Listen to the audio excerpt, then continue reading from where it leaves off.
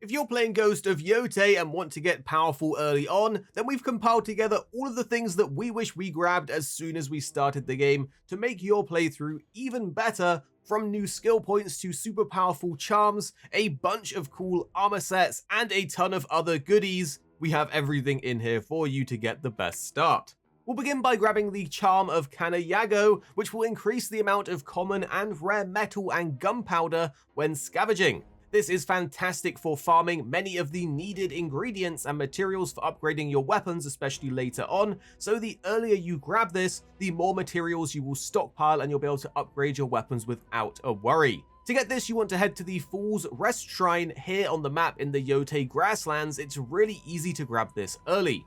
Follow the main trail and always look for where to climb to. It's pretty straightforward, and when you go through a gap in the stones, you want to turn right and jump up and grapple with the shrine being at the top, and then you have this charm. Again, the earlier the better for this one. Alongside that, there's another charm you can grab that will help with gathering other material types more efficiently, so again, the earlier the better for this as well. When it comes to upgrading your bow and buying armor dyes, it takes a lot of resources, so this makes a huge difference. This charm is the Bountiful Harvest, which will boost the amount of wood, flowers, and plants that you gather, and it really makes a difference. So you want to grab this earlier to get those upgrades a lot faster, and you can find it down in the Yotei Grasslands, just south of the Shikotsu Woods, as you can see here on the map.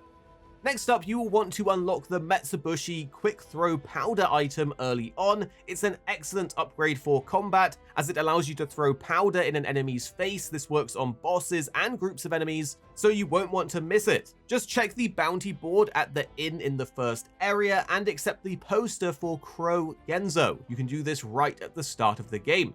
Head here on the map to the blue flowered cemetery at the Jade Grove. Pass through the cemetery to the area with all the blue flowers and get ready for a fight. It's not too hard as it is an early bounty, and after defeating him, you'll unlock the Metsubushi, and there's a bunch of materials nearby as well. Speaking of these bounties, you want to make sure to do a few more after Crow Genzo. In the Yotei Grasslands, by doing a few more, you can unlock the incredible Bounty Master Armor set. This armor gives you easier windows for perfect parries, although disables regular ones, gives you additional counterattacks afterwards, and gain more spirit, which only gets better as you upgrade it. This is a must-have early armor set. Since you've already done Crow Genzo, you then want to take on the contract for the Black Powdered Ippei. You can find him here in the Windy Meadows, and after defeating him, which it's a fun fight, you even get his mask. Then take on Smiling Yoshimoto. He's found at the campsite near the Tranquil Falls. You want to rest at the fire and he'll show up, and then you have a nice fight against him, and you'll even get this cool katana skin.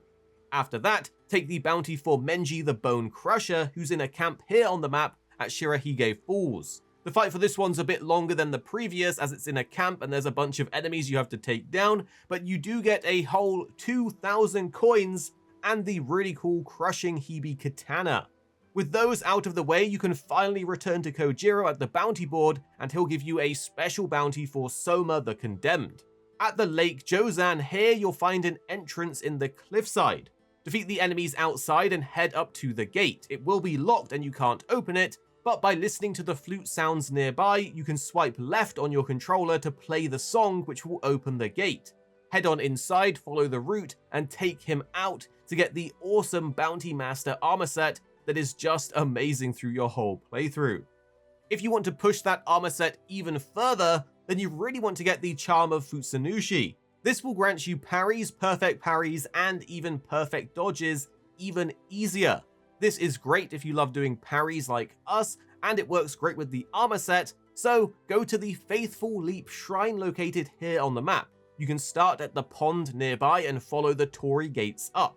There's a lot of parkour and some branches that you need to grapple hook and pull down, but at the very end of this area you can see the altar that you can pray at to get this charm for yourself. We highly recommend picking this one up early in your playthrough. Now, we don't want to spoil any cool story moments for you, so all we'll show is the map here. But if you head here, you can grab the dual katana weapon early on, which counters spear enemies, and over here on the map, you can unlock the Odachi, and you can do this right at the start of the game if you just run here, so you're not restricted to get the awesome weapons pretty much right at the beginning of the game. The Odachi's a giant weapon that counters brute enemies and is strong all around, So head here and grab it along with the dual katanas, because the earlier you get them, the better. Next up, we have Taro the Scavenger. Sometimes you will find him randomly visiting your camp, but you can always run to the Dead Man's Tree here on the map, just outside the Grasslands, to find him. He actually gives you a full armor set for free, Taro's armor, which has some good defensive bonuses on it, but is also useful later on in the snowy region where you take cold damage quite a lot, and this armor set reduces it. He also sells a variety of appearance options, and most importantly, a bunch of decent charms that you can grab early for some coin, and you'll be able to afford all of them if you did the previously mentioned bounties for the armor set.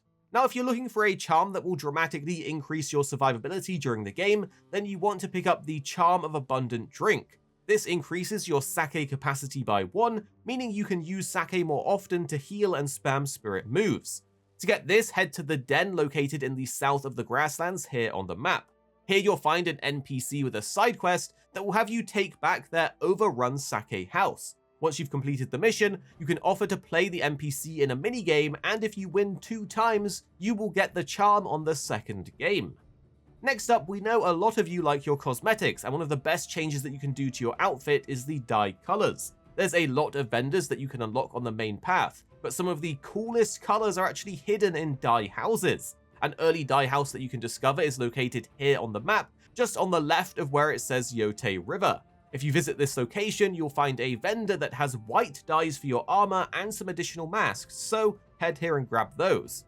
Furthermore, while you're in this area, you may come across this lady. She's usually located left of the crow's nest around this area of the map, and if you help calm her horse, she'll sell you new saddles and cosmetics for your horse. Another cool cosmetic you can grab is in the crow's nest watchtower west of the inn here on the map. If you climb to the very top of the tower, you can grab the veiled Sandogasa Hat, I hope that's how you say it, here at the very top. This is a really cool looking hat that you can easily grab, and we just love the look of this one. I've been rocking it for a while. Next up, if you're looking for an early defensive charm, then one of the best ones you can get is the Charm of Mount Yotei. Head just west of the Shadow Inn here on the map, where you'll find a reliquary puzzle. It's actually super quick to do. All you need to do is turn all of the statues to face the mountain and you'll get the charm. If you want to upgrade it, you'll need to do more puzzles, but if you do that, it is very powerful. Next up, let's grab you a bunch of skill points from the altars in the Grasslands area to save you the coin on buying the maps and get you upgraded as soon as possible. The first altar is located here, southeast of the inn. The Lost Monk on the road leads you here, so you may already have this one. It's pretty straightforward. The second altar is just north of this on a tall rock. You will need to climb the cliff behind it and slide down and jump and grapple across to get on top. Next, if you go over to the west, you'll see another altar here, which is just down in a hole in the ground, so climb down and the altar is inside. North of here though, you'll find another altar inside a load of trees and bamboo. You can find the entrance on the southwest side, just cut your way in, go right, cut some more bamboo, and the altar's inside. North of here though, you'll find another altar on a very tall rock. You can only get up here by parkouring across the rocks on the opposite side, and at the very top, you'll find a note that gives you a hint to play a song. So swipe left on your controller, play a song which will wake up the Ronin, who will drop the ladder down, allowing you to climb up and get to the altar. West of here is another altar though in the blue flower area. If you've already killed Crow Genzo, you probably have this one, but if not, head back there as the altar is right in the middle of the zone. Further east from here is a recruitment camp. This is a camp filled with enemies, so you will need to clear it out, but once you've cleared it, you can then pray at the altar to get that juicy skill point. East of here again is another altar, but you will have to go through a cave and stick left. There are enemies inside and there's a bounty in the cave, but the altar is just through the back left with a short climb to get on the cliff. Now we'll head to the south of the area. There's a waterfall that you really can't miss, and the altar is just behind it, hidden underneath the water after a little swim. West of here is a Saito compound, and one of the bounties we mentioned earlier on, but there's also an altar inside after you beat it, so grab this too. Finally, in the west again, there's another altar. Just stick to the top of the cliffs along the right side of the map as you ride down. You'll see some choppable bamboo guarded by an enemy. Kill that enemy, chop the bamboo, and head inside. There'll be more enemies to take out, but once you get deeper in, follow the little shrine statues down the cliff, and with a bit of parkour at the end, you'll find the shrine. Now, if you're looking for a set of fantastic early charms and some hidden technique moves for the dual katanas, then you'll want to take on the myth of Takezo the Unrivaled. To start this, you want to head here on the map just south of the Shadow Inn in the Grasslands, where you'll have to fight a disciple of Takezo at the dueling tree. You'll need to complete 5 of these dueling trees in total, so just be warned, it can be challenging if you aren't used to the combat or if you haven't got the other items that we've already listed that really help you out. But if you do this early, it will give you a massive boost to your arsenal.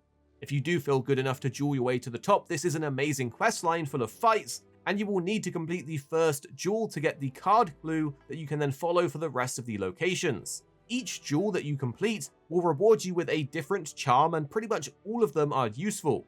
You'll get the following charms, and some of them are upgraded too. The charm of the Stout Heart increases the potency of your heal technique by a minor amount. The charm of Renewed Determination will earn you an amount of spirit when taking damage from an enemy. The charm of Bracing Victory means that killing staggered enemies will earn you some health back.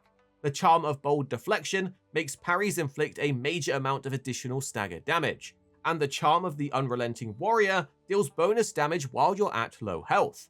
After you get these, you finally earn the chance to take down Takezo himself, which will allow you to learn the hidden technique Takezo's Dual Slash, which is an incredible spirit skill for taking out multiple enemies with the dual katanas. So there you have it, a load of powerful and early items that you can grab to hopefully give you the best playthrough possible. We scoured the map to find these, so we really hope they helped you out, and make sure you're subscribed because we'll have more Ghost of Yotei coming your way very soon.